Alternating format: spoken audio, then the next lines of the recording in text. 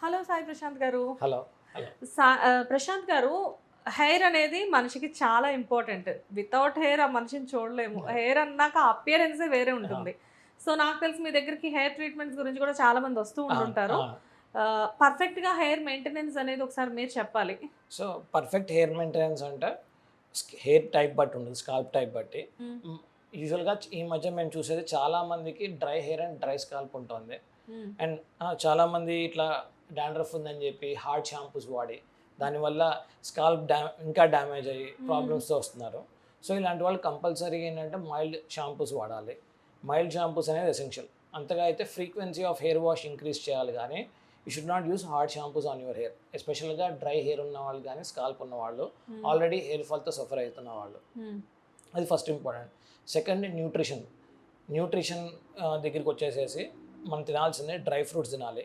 Anti okay. Oxidant foods, green apple, water melon, papaya and మనం cruciform vegetables అంటాం. కొంచెం గుంటలు గుంటల వెజిటబుల్స్ కాలీఫ్లవర్ లాంటివి గానీ, బ్రోకోలీ లాంటివి గానీ దే ఆల్సో గుడ్. హ్మ్. ఇంకా మనం లెగ్యూమ్స్ ఒకటి, పప్పులు లాంటివి ఆర్ ఎల్స్ డ్రై ఫ్రూట్స్.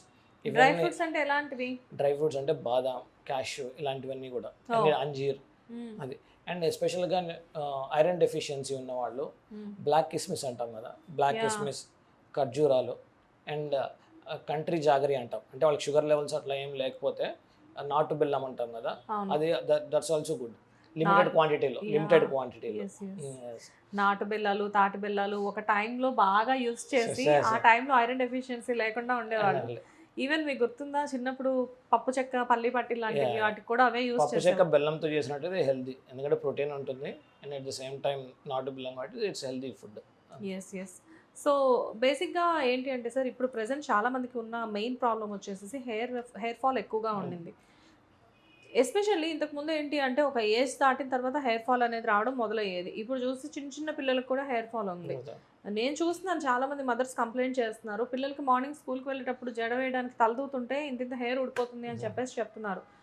అది అసలు దేనివల్ల పిల్లలకు కూడా అంత హెయిర్ ఫాల్ అవ్వడం? సో, యాక్చువల్‌గా మన గ్రోత్ అయ్యే ఫేజ్‌లో బాడీకి చాలా న్యూట్రిషనల్ రిక్వైర్మెంట్ ఉంటుంది. ఓకే. సో, ఈ గ్రోత్ అయ్యే ఫేజ్‌లో గనక ఫుడ్ సరిగ్గా తీసుకోకపోతే, హ్మ్. మనకి ఇప్పుడు హెయిర్, స్కిన్ అనేవి బాడీ ప్రకారం నాన్ ఎసెన్షియల్. హ్మ్. ఎసెన్షియల్ ఏంటి ఇంకా వైటల్ ఆర్గాన్స్ ఉంటాయి. సో, హ్మ్. వాటికేమన్నా న్యూట్రిషన్ కావాలి అంటే ఫస్ట్ ఎవరి దగ్గర ఉన్నాయో చూస్తాం. హ్మ్. హెయిర్ గానీ, స్కిన్ గానీ ఉన్న న్యూట్రిషన్ గూడా అవి వాడేసుకుంటాయి. హ్మ్. వైటల్ ఆర్గాన్స్ అనేవి. ఓకే. సో, దానివల్ల ఈ న్యూట్రిషనల్ డెఫిషియన్సీస్ ఉండటం వల్ల హెయిర్ ఫాల్ అనేది ఎక్కువవుతుంది. హ్మ్. మోస్ట్ ప్రాబబ్లీ ఏంటంటే న్యూట్రిషనల్ డెఫిషియన్సీయే మెయిన్ రీజన్ చిన్నపిల్లల్లో రావడానికి. ఆర్ హ్మ్. పోస్ట్ ఎనీ ఇన్ఫెక్షన్ మన డెంగ్యూ లాంటి ఇన్ఫెక్షన్స్ చాలా మందికి వస్తున్నాయి. పిల్లలకి వైరల్ ఫీవర్స్ వస్తున్నాయి. వీటి తర్వాత కూడా హెయిర్ ఫాల్ అనేది ఎక్కువ అవుతుంది ఎవరికైనా. చిన్నపిల్లలనే కాదు పెద్దవాళ్ళలో కూడా. క్రానిక్ ఇన్ఫెక్షన్ ఉన్న తర్వాత హెయిర్ ఫాల్ అవ్వటం ఖచ్చితం. అయ్యే టైంలో గనక మనం ప్రాపర్ న్యూట్రిషన్ సప్లిమెంట్ ఇస్తే గనక చాలా వరకు తగ్గిపోతుంది. హ్మ్. ఎలాంటి సప్లిమెంట్స్ ఇస్తే మంచిది సార్? సో, ఇప్పుడు మనం మాట్లాడుకున్నట్టు అమ్మాయిల్లో మోస్ట్ కామన్‌లీ హిమోగ్లోబిన్ తక్కువుంటుంది. సో, వాళ్ళకి iron containing supplements along with ఇప్పుడు బయోటిన్ అన్నీ అంటారు. బయోటిన్ అనేది వన్ ఆఫ్ ద కాంపోనెంట్ మాత్రమే. యాహ్! ఉత్త బయోటిన్ వల్లే హెయిర్ గ్రోత్ కాదు. హెయిర్ గ్రోత్ కావడానికి బయోటిన్ కాకుండా చాలా వాటి రిక్వైర్మెంట్స్ ఉంటుంది. ఓకే. బయోటిన్ అనేది ఒక భాగం. భాగం మాత్రమే. హ్మ్. సో, మన న్యూట్రిషనల్ డెఫిషియన్సీ వాళ్ళది ఐడెంటిఫై చేసి కొంతమందిలో డి డెఫిషియన్సీ ఉంటుంది. సన్‌లైట్ ఎక్స్‌పోజర్ ఉండదు. సో, అలాంటి విటమిన్ డి ఇవ్వాల్సొస్తుంది. అండ్ ఈ మధ్య కొత్తగా సైక్లికల్ థెరపీ అని ఉంటుంది. అంటే different type of nutrition. Monday ఒక type of nutrition tablet, Tuesday అట్లా డిఫరెంట్ టైప్ ఆఫ్ న్యూట్రిషన్స్ అట్లా కూడా వస్తున్నాయి సైక్లికల్ థెరపీ అని. హ్మ్. అలాంటి న్యూట్రిషన్ టాబ్లెట్ ఇచ్చినా సరే హెయిర్ ఫాల్ అనేది కంట్రోల్ అవుతుంది. ఓకే. కానీ సార్ ఇప్పుడు పెద్దవాళ్ళకు హెయిర్ ఫాల్ కంట్రోల్ అవ్వడం ఈజీ. చిన్న పిల్లలకి హిమోగ్లోబిన్ అనేది లోపించడం వల్ల హెయిర్ ఫాల్ అవుతుంది అని చెప్పేసి అంటున్నారు. హిమోగ్లోబిన్ ఒకటే కాదు న్యూట్రిషన్ కూడా. యాక్చువల్‌గా న్యూట్రిషన్. చాలా చాలా ఇప్పుడు సపోజ్ ప్రాసెస్డ్ ఫుడ్డే చాలామంది పేరెంట్స్ కూడా అదే కదా పిల్లలు తింటున్నారిప్పుడు. ప్రాసెస్డ్ ఫుడ్ తింటున్నారు. మ్యాగీ నూడిల్స్ లాంటివి, ఈ మిగతా పిజ్జాస్, గ్రీన్స్, వెజిటబుల్స్ అనేవి చాలా ఇంపార్టెంట్. హ్మ్. నాన్ వెజిటేరియన్స్ ఉన్నా సరే వెజిటబుల్స్ అనేవి చాలా ఇంపార్టెంట్. సో, ఈక్వల్ ప్రపోర్షన్స్‌లో అన్ని ఫుడ్స్ తినగలగాలి. ఎస్పెషల్లీ గ్రోత్ అయ్యే ఫేజ్‌లో. హ్మ్. అండ్ దీని తర్వాత పిల్లలకి చాలామంది ఒక టైమ్ వచ్చిన తర్వాత లైక్ అంటే ఒక 13 ఇయర్స్ తర్వాత అవును. అఫ్‌కోర్స్ ఇప్పుడు 10 ఇయర్స్‌కే అవును. అనుకోవచ్చు. అవును. పిల్లలు మెచ్యూర్ అయిన తర్వాత అవును. కూడా హెయిర్‌లో రకరకాల సింప్టమ్స్ ఇప్పుడు చోటు చేసుకుంటున్నాయి. అవును. ఫర్ ఎగ్జాంపుల్ వన్స్ మెచ్యూర్ అయిన తర్వాత పిల్లల్లో అది స్ట్రెస్ లెవెల్స్ అనుకోవాలో, ఇంకోటి అనుకోవాలో తెలీదు. టూ మచ్ ఆఫ్ డాండ్రఫ్ ఉంటుంది. అవును. అవును. దానికి రీజన్ ఏంటి? సో, డాండ్రఫ్ రావడానికి ఇప్పుడు వస్తున్న most of the cases are due to dry scalp. మనము స్కాల్ప్ హెల్త్ సరిగ్గా డ్రైగా పొడిగా ఉండటం వల్లే చాలా మందికి వస్తున్నాయి. అండ్ ప్రాపర్ చెప్తున్నాం కదా మనం ఇంతకుముందు మాట్లాడుకున్నట్టు ప్రాపర్ హెయిర్ కేర్ తీసుకోకపోవటం, ఎలాంటి బట్ట అలాంటి షాంపూస్ వాడటం. అండ్ నా ఉద్దేశంలో oils are also essential, hair oils కూడా. కానీ మీరు ఏది వాడుతున్నారు హెయిర్ ఆయిల్ అనుకోని అనేది important. Cold pressed coconut oil మించిన ఆయిల్ అనేది ఉండదు. సో ఆయిలింగ్ అనేది కూడా ఎసెన్షియల్. కానీ మీరు ఏది వాడుతున్నారు, ఆయిల్ అనే దానిలో మినరల్ ఆయిల్స్ వాడుతున్నారా, వేరే వాడుతున్నారా? మీరు కనుక మినరల్ ఆయిల్స్ వాడితే డాండ్రఫ్ కూడా ఎక్కువ అవుతుంది. ఓకే, మినరల్ ఆయిల్స్ అంటే ఎలా సార్?